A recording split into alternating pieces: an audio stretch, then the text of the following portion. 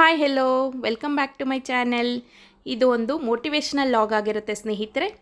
ಮದುವೆ ಜೀವನದ ಬಗ್ಗೆ ಸ್ವಲ್ಪ ಚರ್ಚೆ ಮಾಡೋಣ ಬನ್ನಿ. ಈಗಷ್ಟೇ ಯಾರ್ಯಾರೆಲ್ಲ ಮದುವೆ ಆಗಿರ್ತೀರಲ್ಲ ಅವರಿಗಂತೂ ತುಂಬಾ ಯೂಸ್ಫುಲ್ ಆಗುತ್ತೆ ವಿಡಿಯೋ. ಕೊನೆ ತನಕ ನೋಡಿ. ಇಷ್ಟ ಆದರೆ ಲೈಕ್ ಮಾಡಿ ಆ್ಯಂಡ್ ಕಮೆಂಟ್ ಮಾಡಿ ಆ್ಯಂಡ್ ಶೇರ್ ಮಾಡಿ. ಇನ್ನೂ ಯಾರೆಲ್ಲ ಸಬ್ಸ್ಕ್ರೈಬ್ ಆಗಿಲ್ಲ ಹೀಗೆ ಹೋಗಿ ಸಬ್ಸ್ಕ್ರೈಬ್ ಮಾಡ್ಕೊಳ್ಳಿ ಅಂತ ಹೇಳ್ತಾ ಲಾಗ್ ಸ್ಟಾರ್ಟ್ ಮಾಡೋಣ ಬನ್ನಿ. ಸ್ನೇಹಿತರೆ, ಮದುವೆ ಅನ್ನೋದು ಪ್ರತಿಯೊಬ್ಬರ ಕನಸಾಗಿರುತ್ತೆ ಅಲ್ವಾ? ಅದರಲ್ಲೂ ಅಪ್ಪ ಅಮ್ಮಂದಂತೂ ದೊಡ್ಡ ಕನಸು ಅಂತಲೇ ಹೇಳ್ಬೋದು. ಹೆಣ್ಮಕ್ಳನ್ನ ಎತ್ತಿರೋ ತಂದೆ ತಾಯಿಗೆ ಗೊತ್ತು ಆ ಕನಸಿನ ಕಷ್ಟ, ಆ ಕನಸಿನ ಆಸೆ ಏನು ಅನ್ನೋದು. ತುಂಬಾ ಕಷ್ಟಪಟ್ಟು ಹುಡುಕಿ ಒಳ್ಳೆ ಮನೆಗೆ ಕೊಡಬೇಕು ಅಂತ ಅಪ್ಪ ಅಮ್ಮ ನಮ್ಮನ್ನು ಒಂದು ಮನೆಗೆ ಸೇರಿಸಿರ್ತಾರೆ. ಆದರೆ ನಾವು ಮಾಡೋ ತಪ್ಪು ಏನು ಗೊತ್ತಾ? ಅಲ್ಲಿ ಗಂಡನ ಮನೆಗೆ ಹೋದಾಗ ಸಾಕಷ್ಟು ಸವಾಲುಗಳಿರ್ತವೆ ಹೆಣ್ಮಕ್ಳಿಗೆ, ನಿಜ ಒಪ್ಕೋತೀವಿ.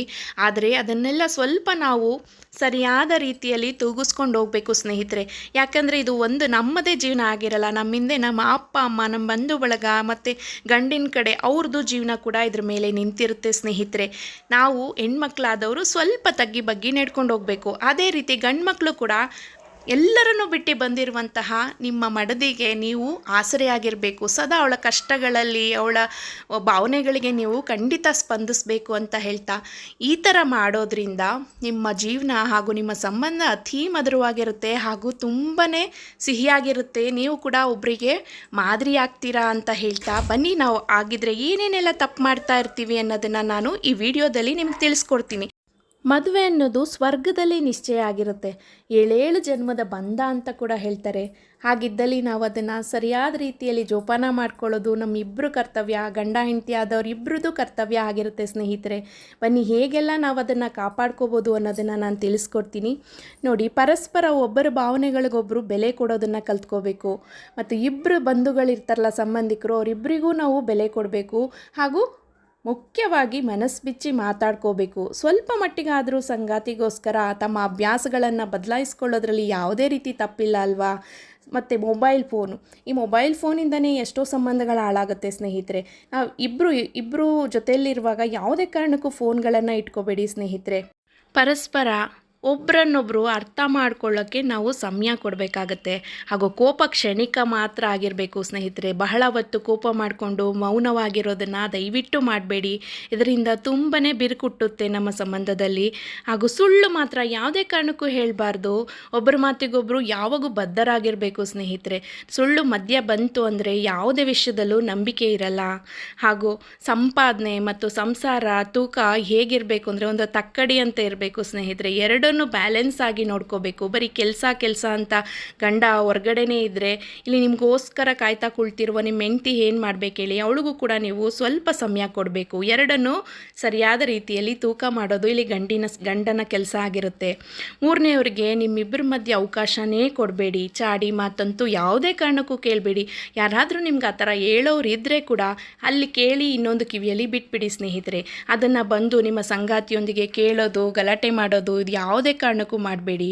ಮತ್ತು ಮೂರನೇವರು ಏನೇ ಹೇಳಿದರೂ ಅದನ್ನು ನೀವು ಮೂರನೇವ್ರಿಗೆ ಬಿಟ್ಬಿಡಿ ಸ್ನೇಹಿತರೆ. ನಿಮ್ಮಿಬ್ಬರು ಮಧ್ಯ ಸೇರಿಸ್ಕೋಬೇಡಿ. ಮತ್ತು ಪಿಕ್ಚರ್, ಪಾರ್ಕು, ಹೋಟ್ಲು ಮತ್ತು ತಿರುಗಾಟ ಇದಷ್ಟೇ ಅಲ್ಲ ಜೀವನ ಸ್ನೇಹಿತರೆ. ಅದಕ್ಕಿಂತ ಆಚೆ ಒಂದು ಸುಂದರವಾದ ಜೀವನನೇ ಇದೆ. ಇವೆಲ್ಲ ಜೀವನದ ಒಂದು ಭಾಗ ಅಷ್ಟೇ ಸ್ನೇಹಿತರೆ. ಏನಂತೀರಾ ಅಲ್ವಾ? ಮನಸ್ಸಿನ ಬೇಜಾರುಗಳು ಏನೇ ಇರಲಿ, ಮನೆ ಕೆಲಸದ ಮೇಲೆ, ಊಟದ ಮೇಲೆ ಮಾತ್ರ ಹೆಣ್ಮಕ್ಳು ತೋರಿಸ್ಬೇಡಿ. ಇದರಿಂದ ಕೂಡ ಗಂಡ್ಮಕ್ಳು ಮನಸ್ಸು ಹಾಳಾಗುತ್ತೆ, ಅಲ್ಲಿ ಮನೆಯಲ್ಲಿರೋರ ಮನಸ್ಥಿತಿ ಹಾಳಾಗುತ್ತೆ. ಇದರಿಂದ ಕೂಡ ನಮ್ಮ ಸಂಬಂಧದಲ್ಲಿ ಬಿರುಕುಂಟಾಗುತ್ತೆ ಸ್ನೇಹಿತರೆ. ಆ ಥರ ತಪ್ಪುಗಳಾಗೋದು ಸಹಜನೇ. ಬಟ್ ಆದಾಗ ನಿಧಾನವಾಗಿ ನಾವು ಯೋಚಿಸಿ ತಪ್ಪು ಸರಿಗಳನ್ನು ನಿರ್ಧರಿಸಬೇಕಾಗತ್ತೆ. ನಂತರ ಯಾರೋ ನಮ್ಮ ತುಂಬ ಆತ್ಮೀಯರಿರ್ತಾರಲ್ಲ, ಅಂಥವ್ರ ಬಳಿ ಮಾತ್ರ ಹೇಳ್ಕೊಂಡು ಹಿರಿಯರ ಸಲಹೆ ಕೂಡ ನೀವು ತೆಗೆದುಕೊಳ್ಬೋದು. ನಿಮಗೆ ತುಂಬ ಆತ್ಮೀಯವಾಗಿರುವಂತಹವ್ರ ಜೊತೆ ತಕ್ಷಣ ತಿದ್ದಿಕೊಳ್ಬೇಕು. ಮತ್ತು ಹಳೆಯ ವಿಚಾರಗಳನ್ನು ಕೆದಕಿ ಜಗಳ ಮಾತ್ರ ತೆಗಿಯೋಕ್ಕೆ ಹೋಗಬೇಡಿ.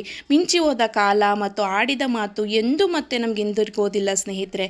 ಒಟ್ಟಾರೆ ನಮ್ಮ ಮಾತು ಹೇಗಿರಬೇಕಂದ್ರೆ, ಮಾತು ಬೆಳ್ಳಿ, ಮೌನ ಬಂಗಾರ. ಅದೇ ರೀತಿ ನಮ್ಮ ಜೀವನದಲ್ಲೂ ಕೂಡ ನಾವು ಅಳವಡಿಸ್ಕೋಬೇಕು ಸ್ನೇಹಿತರೆ.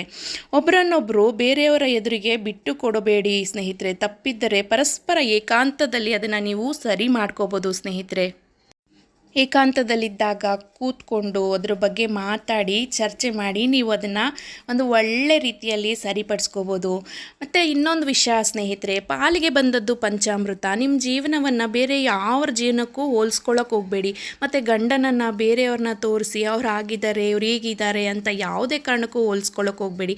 ಮತ್ತು ನಮಗೇನಿದೆಯಲ್ವಾ ಅದು ನಾವು ಕೇಳ್ಕೊಂಬಂದಿರುವಂತಹ ನಮ್ಮ ಹಣೆ ಬರ ಆಗಿರುತ್ತೆ. ಅಂದರೆ ನಮ್ಗೆ ಎಷ್ಟು ಸಿಗಬೇಕೋ ಅದಷ್ಟೇ ಸಿಗೋದು ಸ್ನೇಹಿತರೆ. ನೀವು ಎಷ್ಟೇ ಜಗಳ ಮಾಡಿ ಒದ್ದಾಡಿ ಮಾಡಿದ್ರೆ ಕೂಡ ಅದನ್ನು ಬದಲಾಯಿಸೋಕ್ಕಾಗಲ್ಲ ಅಲ್ವಾ, ಇದು ಶತಸಿದ್ಧ. ಹಾಗಿರುವಾಗ ಏಕೆ ನಾವು ಜಗಳವಾಡೋದು ಮತ್ತು ಸಂಬಂಧಗಳನ್ನು ಹಾಳು ಮಾಡ್ಕೊಳ್ಳೋದು? ನಮ್ಮ ಪಾಲಿಗೆ ಬಂದಿದ್ದು ಪಂಚಾಮೃತ ಅಂದ್ಕೊಂಡು ನಾವು ಜೀವನ ಸಾಗಿಸ್ಕೊಂಡು ಹೋಗಬೇಕಾಗಿರುತ್ತೆ ಸ್ನೇಹಿತರೆ.